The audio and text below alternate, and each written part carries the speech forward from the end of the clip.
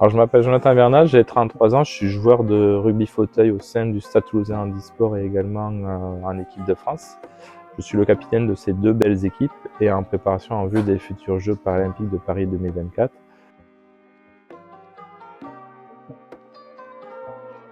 Alors le rugby fauteuil, c'est un sport vraiment inventé, c'est le seul parasport qui existe qui est complètement inventé, qui n'est pas, on va dire, inspiré de la pratique conventionnelle qu'on peut connaître.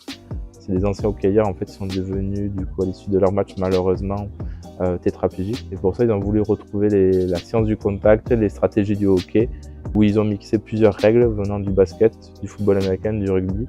Et c'est le seul sport co pour eux qui puisse s'exprimer de la meilleure des façons sur un terrain en retrouvant l'engagement, le gros contact, la dimension physique hors norme, spectaculaire et unique à la fois.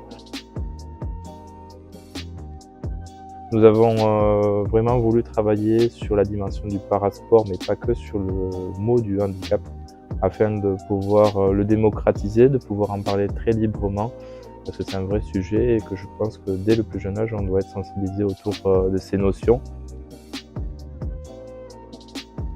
Et en fait, c'est vraiment dans un espace vraiment naturel et d'héritage en tant que sportif de haut niveau, mais avant tout comme homme qui aurait aimé en entendre parler aussi, de pouvoir vraiment mettre en avant le handicap, le parasport en vue de cette année paralympique.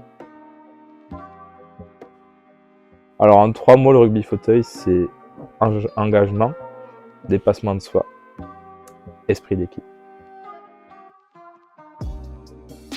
Très excité à l'idée de bien faire, très ambitieux à l'idée aussi d'aller chercher la plus belle des médailles avec cette équipe de France de rugby fauteuil. Et ben, j'ai une belle devise, c'est finalement une chose qui m'a toujours animé depuis mon plus jeune âge. C'est commencer par vous endormir tout doucement, mais réveillez-vous avec vos rêves, croisez-y et ne vous retournez jamais. Ça fait une belle conclusion.